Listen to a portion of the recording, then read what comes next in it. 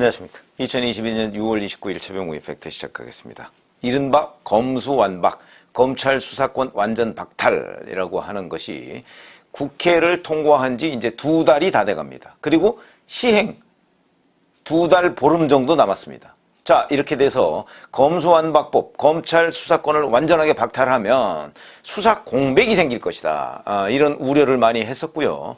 그 때문에 국민투표에 붙이자 뭐 이런 주장이 사실은 윤석열 대통령 취임하기 전에 굉장히 많았습니다. 그때 제가 뭐라고 했냐면 무의미하다 이렇게 말씀을 드렸죠. 왜 그러냐면 이미 국회를 통과한 법안을 국민투표를 거쳐서 무효화시킬 수 있는 방법이 없습니다. 현행 제도상으로. 그런데도 수많은 변호사들 또 국민의힘 열혈 지지자들이 국민투표에 붙이자 그러면서 저보고 뭐 손가락질을 해가면서 뭐 이런저런 얘기를 비판을 쏟아냈었는데 누구 말이 맞았습니까? 윤 대통령 취임하자마자 그리고 국회에서 검수완박법 통과되자마자 그냥 누구도 얘기를 하지 않고 있습니다. 왜? 처음부터 무의미했기 때문에 이렇게 말씀을 드렸고요. 제가 또 검수완박법 통과되기 전에 통과되더라도 정책이 있으면 대책이 있다 이런 말씀을 드린 적이 있습니다. 그게 탈북자들이 많이 쓰는 용어인데 정부에서 무슨 정책을 내놓으면 일반 사람들은 그 정책을 뒤집을 수 있는 방법이 없습니다. 그걸 뒤집을 수 있는 건 결국 그 정책을 집행하는 사람을 바꿔서 그래서 그 사람이 그 정책을 집행하지 않거나 아니면 그 정책을 다시 뒤집어서 옛날로 돌아가거나 이렇게 하는 방법밖에 없는데 그거는 시간도 많이 걸리고 현실적으로 국민 개개인이 하기에는 굉장히 어려운 일입니다. 그렇기 때문에 주어진 정책의 범위 내에서 최대 한도로 자기 이익을 확보하는 방법. 이게 대책이죠. 그걸 세워야 되는 거죠. 뭐 꼼수를 쓰라는 얘기가 아니고 자구책을 마련할 수 있다. 그 차원에서 검수완박법을 민주당이 국회에서의 압도적 다수를 통해서 밀어붙였죠. 자, 그렇게 되면 그걸 뒤집을 수 있는 방법은 국민투표 아니라 국민투표 할아버지가 돼도 할 수가 없습니다. 그러니까 검수완박법이라는 것을 기초로 해서 자, 그러면 윤석열 정부가 검수완박법에도 불구하고 수사 공백이 생기지 않도록 그리고 국가 전체의 범죄 대응 역량이 줄어들지 않도록 할 의무가 있다는 거죠. 그게 곧 국민보호 아니겠습니까? 그렇기 때문에 저는 검수완박법 통과를 막아야 되겠지만 그렇다고 그걸 국회에서 다수당이 처리한다고 했을 때 절망적으로 손 놓고 있을 필요는 없다. 충분히 대책이 있다. 이런 말씀을 드린 적이 있는 거 아마 기억하시는 분들이 계실 겁니다. 자, 실제 착착 윤석열 정부에서는 검수완박법 시행에 대비한 2달 보름 정도 남았으니까 정책들, 대책들을 지금 내놓고 있고요. 진행을 하고 있습니다. 그 첫 번째가 바로 검수완박법 시행이 2달 보름 정도밖에 안 남았으니까 그 기간 동안에라도 어찌됐든 간에 전 정권 관련 그다음에 우리 사회에 뿌리 내리고 있는 각종 범죄 이런 것들을 빨리 수사해야 되겠다. 그래서 검찰총장 임명하기 전에 어제 바로 한동훈 법무부 장관이 검찰 인사 700명이 넘는 사상 최대의 검찰 인사를 했습니다. 뭐 특수통을 전면 배치했다 그러는데 그거 아니죠. 서울중앙지검의 반부패 1부, 2부, 3부 다 특수통이 차지했다. 원래 반부패부는요. 과거에 특수부입니다. 그게. 특수부를 특수통이 차지한 게 무슨 문제가 됩니까? 예를 들어서 공안수사 요새는 공공수사라고 그러죠. 공공수사부장을 특수통이 차지했다. 이러면 그거는 문제를 지적할 수가 있죠. 그러나 과거의 특수부를 특수통이 차지했다고 해서 문제가 될 건 아무것도 없고요. 그 다음에 특수통 우대. 그거야 뭐 윤석열 대통령뿐만 아니고 한동훈 법무부 장관도 특수부 검사 출신입니다. 그리고 특수부 검사 출신이 뭐 다른 검사들에 비해서 일반적으로 뭐 인지수사 능력 뭐 이런 것들이 뛰어나다. 이런 평가를 받고 있기 때문에 어느 정도의 특수부 우대는 불가피한 측면이 있다. 그러나 뭐 공공수사 아니면 뭐 기획 뭐 이쪽까지 다 특수부가 싹쓸이했다. 이러면 이제 문제가 되겠죠. 그런 건 아니다. 라는 관점에서 본다면 여하튼 수사 공백을 메우기 위한 한동훈 법무부 장관의 전광석과 같은 검찰 인사. 이거는 빠를수록 좋고요. 자, 지금부터 이제 이 사람들이 뭐 7월 초 7월 3일인가 4일인가 이제 취임을 한다고 하니까 취임하면 검수완박법 시행까지 2달 정도밖에 남지 않은 기간입니다. 이 기간 동안 안에도 확실하게 수사에 착수할 거는 착수를 해놓으면 검수완박법 시행이 되더라도 이미 착수해놓은 것은 끝낼 수가 있습니다. 그런 차원에서 이것도 유력한 대책이 될 수가 있는 것이고 그 대책의 선봉에 바로 한동훈 법무부 장관이 섰다. 그렇기 때문에 한동훈 법무부 장관이 검찰총장 패싱 이런 논란이 있음에도 불구하고 검찰 인사를 빨리 할 수밖에 없었던 것은 검찰총장 인사까지 기다릴 수가 없다 이게. 그 원인 제공은 민주당이 했다. 검수완박법이라는 것을 시행할 수밖에 없도록 만들어놨기 때문에 시한에 쫓기는 겁니다. 그래서 검찰총장 취임을 기다릴 수가 없었다. 이거는 저는 국민적 명분이 있을 것이라고 생각을 하고요.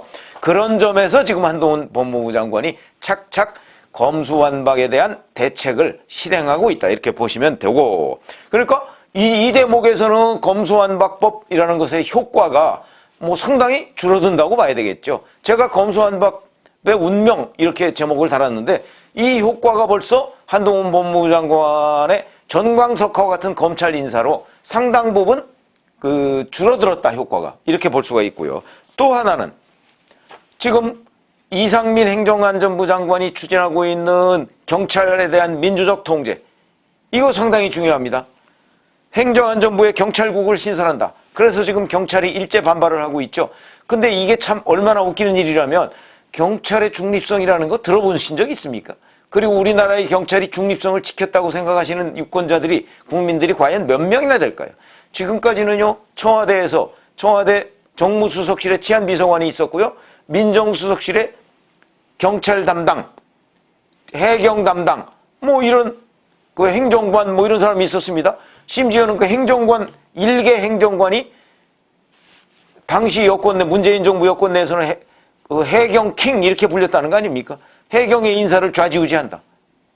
그러니까 무슨 얘기냐? 거기뿐만 아니고 울산지방경찰청장인 황운하 지금 민주당 의원이 지방선거를 앞두고 현직 시장을 압수수색하면서 결국 송철호라는 송철호 변호사, 문재인 대통령이 오랜 직이라는 송철호 변호사를 울산시장에 당선시키는 선거 공작을 단행했습니다. 청와대와 경찰이 직거래를 한 겁니다. 자, 이런 상황을 만들어 놓고 지금 경찰의 중립성 운운하는 얘기가 입에 나옵니까?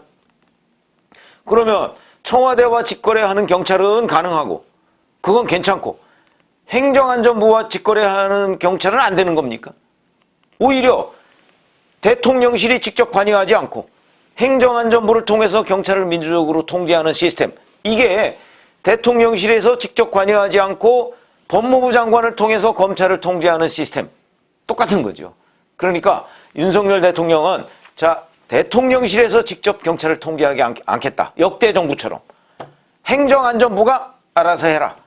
이런 개념으로. 그러니까 검찰에 대한 민주적 통제 시스템과 똑같이 경찰에 대한 민주적 통제 시스템을 완비하려고 하는 것이다. 저는 이렇게 보기 때문에 경찰의 중립성, 그건 원래부터 없었고요. 저는 검찰의 중립성도 원래부터 없었다고 봅니다. 왜? 대통령이 검찰총장을 임명하고 중앙지검장을 임명하고 법무부 장관을 임명하는데 그 사람들의 지휘를 받는 검찰이 어떻게 정치적으로 중립일 수가 있습니까? 한 번도 중립인 적 없고요. 중립에 가까이 간 적이 있었죠. 그게 이제 노무현 정부 때 송광수 검찰총장. 잘 아시다시피 노무현 대통령이 만나자 하니까 검찰의 중립성 그런 논란이 있을 것을 우려해서 내가 면담을 할 수가 없다. 거부했죠. 역대 그런 검찰총장 없었습니다. 거기다가 그 백미 정점을 찍은 사람은 바로 윤석열 검찰총장 아닙니까? 그러니까 정권에서 압박을 넣어서 여권 관련한 수사하지 말라. 결국 그 압박 아니었습니까?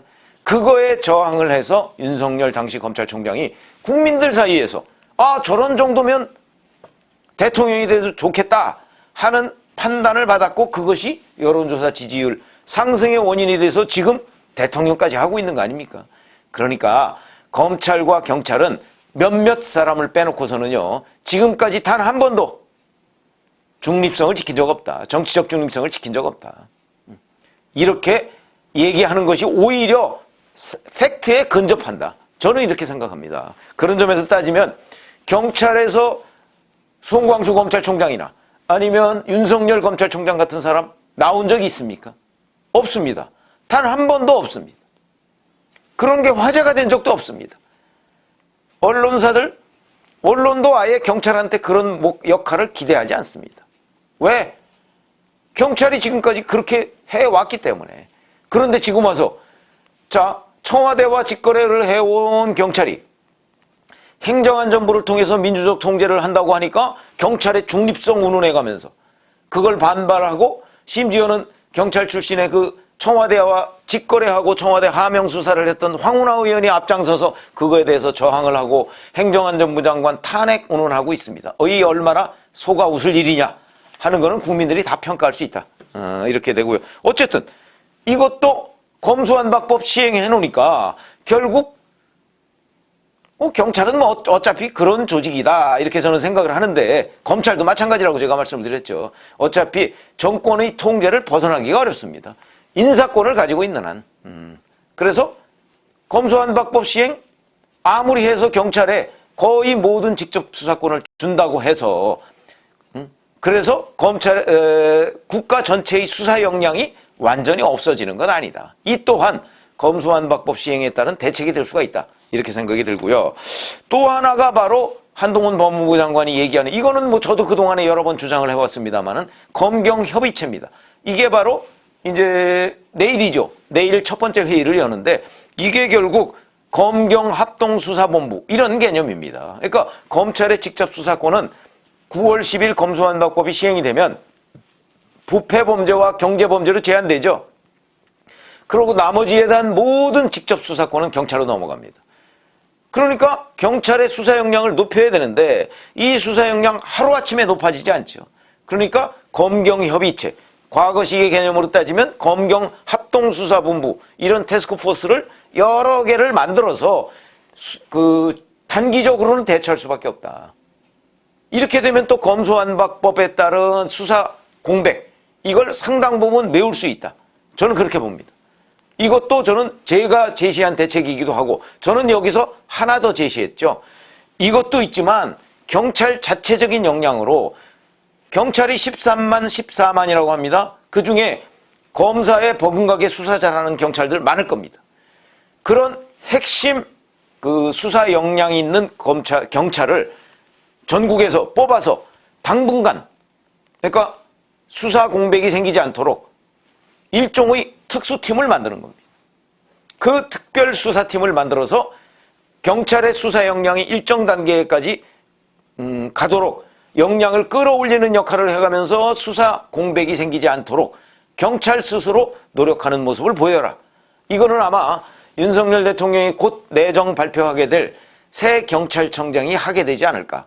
저는 이렇게 보면 이것도 하게 되면 결국 검수완박법 시행에 따른 공백 이걸 상당 부분 또 메울 수 있다. 이렇게 말씀을 드릴 수가 있고요. 자, 이러다 보니까 민주당이 이거 검수완박법 형해화 그냥 뭐 뼈대도 별로 안 남게 생겼다 이러니까 그러면 법사위원장 작년 약속대로 그냥 국민의힘에 줄 테니까 사개특위에 국민의힘이 참여하는 약속을 지켜라. 사개특위 약속은 올해 박병석 국회의장이 중재하에 했던 합의문에서 권성동 국민의힘 원내대표가 합의해줬다가 나중에 뒤집은 거 아닙니까? 그러니까 지켜라 이렇게 요구를 하고 있는데 권성동 원내대표는 사개특위 불참 이렇게 지금 하고 있습니다. 사개특위에 참여를 하게 되면 검수완박법이라는 거에 동의하게 된다. 그 논리는 맞죠. 그러나 작년 국민의힘과 민주당의 약속 중에서 법사위원장을 국민의힘에 올해부터 준다는 그 약속을 민주당이 깼다는 데 대해서 권성동 원내대표가 공격을 자신 있게 할 수 있으려면 올해 사개특위 참여 검수완박법 이거에 동의했던 권성동 원내대표 그거에 대한 반성부터 해야죠. 그래서 저는 1대1로 비겼다. 그러니까 사개특위 참여를 해라. 어차피 완승은 없다. 이렇게 제가 말씀을 드린 적이 있는데 그거는 뭐 현재까지는 권성동 원내대표가 그 길을 선택하지 않고 있으니까 조금 더 두고 보시고요. 궁극적으로 어떤 일이 벌어질까 뭐 그런 얘기인데 자 이렇게 돼서 저는 사개특위에 불참해도 국민의힘으로서는 리스크가 그렇게 크지 않다고 봅니다. 사개특위대로 하면, 그 합의대로 하면 1년 6개월 뒤에는 중대범죄수사청을 만들어서 검찰이 가지고 있는 부패범죄와 경제범죄에 대한 직접 수사권도 중대범죄수사청으로 이제 넘겨야 되는데, 자, 이런 합의가 만약에 국민의힘이 불만이다라고 하면 윤석열 대통령이 거부권 행사하면 그만입니다. 그러면 뭐 국회에서 아무리 압도적 다수를 민주당이 차지하고 있다 할지라도 그 법안이 나중에 국회로 넘어와서 3분의 2의 동의를 받지 않으면 안 되기 때문에 거부권 행사하면 그만입니다. 그러니까 사개특위 참여에 대한 안전판이 있다. 저는 그렇게 보고요. 그리고 만약에 정말 정의당까지 아니면 무소속까지 모두 해서 중대범죄수사청 발족 이게 맞는다라고 판단을 한다면 검사들 중에 상당수가 그냥 그대로 무더기로 충수청으로 옮겨가면 되는 거 아닙니까? 그러면 수사 역량 크게 뭐 떨어질 거 없죠. 그것도 하나의 대책이 될 수 있다. 이렇게 되면 저는 검수완박법 시행의 공백을 완벽하게 메울 수 있다고 봅니다. 그렇기 때문에 제가 지금 말씀드리는 거는 그 검수완박법 시행 이에 따른 수사 공백, 수사 역량 저하, 국가의 수사 범죄 대처 역량 저하 이런 것들은요 지금 이런저런 대책으로 상당 부분 메울 수 있다. 적어도 80% 이상 메울 수 있다. 저는 이렇게 보고요. 또 하나의 검수완박법 운명을 가를 변수가 있습니다. 어제 한동훈 법무부 장관이 헌법재판소에 자 권한쟁의 심판 청구를 하겠다. 이건 무슨 얘기냐면 이런 겁니다. 민주당 소속이던 민영배 의원이 우의장 탈당을 해서 안건조정위원회가 17분 만에 종결됐다. 이거는 절차적 우연이다. 그 다음에 본회의 필리버스터를 회기 쪼개기로 무력화한 것도 절차적 우연이다. 상임위에서 넘긴 법안을 다시 수정해서 통과시킨 것도 문제다. 이거는 이제 절차성의 문제. 그 다음에 형사사법 체계가 훼손돼서 국가가 국민의 기본권을 보호하도록 한 검찰의 헌법상 의무를 위반한 것이다. 신속하게 재판받을 권리를 침해했다. 뭐 이런 것들. 이거는 내용상의 문제. 이런 것들을 근거로 해서 헌법재판소에 권한쟁의 심판. 그러니까 지금 통과된 검수완박법이 우연이다. 이런 주장을 하고 있는 건데 이거는 저는 뭐 한동훈 법무부 장관은 필요하면 본인이 헌법재판소에 직접 나갈 수도 있다 이렇게 얘기를 하는데 저는 이거는 크게 기대하기 어렵다. 우선 이런 부분에 관해서 법조계에서도 이 부분에 의견이 엇갈립니다. 의견이 엇갈린다는 얘기는 헌법재판소에 큰 기대를 하기 어렵다. 기대를 하더라도 50%밖에 안 된다. 이런 얘기가 되는 것이고 헌재의 구성 잘 아시지만 재판관 9명 중에 6명이 찬성을 해야 우연이 되는데 지금 헌재는요. 문재인 대통령과 김명수 대법원장 또는 민주당이 지명한 사람이 6명입니다. 9명 중에. 이 사람들만 가지고서도 우연 충분히 됩니다. 당연히 부결도 되죠.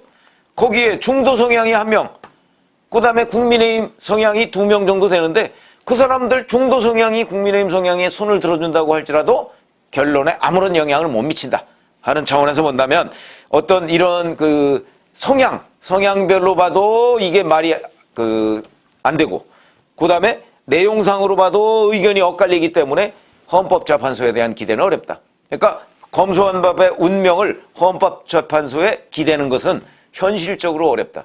제가 이렇게 말씀을 드리고요. 자, 그러면 현재 단기적으로는 검경 합동수사, 그 다음에 부패 경제범죄에 대한 검찰의 수사, 내지는 사개특위에 불참하거나 아니면 사개특위에 참여하더라도 윤석열 대통령이 나중에 거부권을 행사하면서 그걸 무력화하면 되니까 그럴 경우에 검찰은 부패 경제범죄 전문수사기관으로 남을 것이고 그 다음에 그 기관을 쭉 통해서 경찰 역량을 높이는 데 역할을 하면 검수완박법 시행으로 인한 공백은 완벽하게 메울 수 있다. 아까 제가 말씀드렸듯이 적어도 80% 이상은 메울 수 있다. 이렇게 보고요.